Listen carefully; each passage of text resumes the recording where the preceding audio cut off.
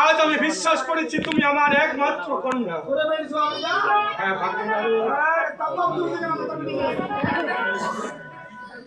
নারু,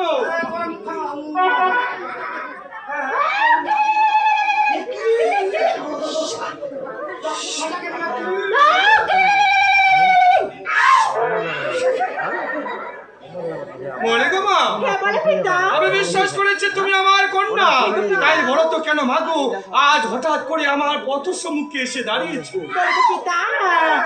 তুমি থাকো কৈলাসে শিকরি, ওরে ঘুরে আছে গঙ্গা দুর্গা মা শুধু দেখবো একটি নজরে। কি বলছো গো মা? সেই তুমি কৈলাসে যাবে আমার সঙ্গে তোমার গঙ্গা দুর্গা মাতাকে দেখবার জন্য, কিন্তু তোমার আমার সঙ্গে সেই কৈলাসে গেলে তোমার কি হবে জানো?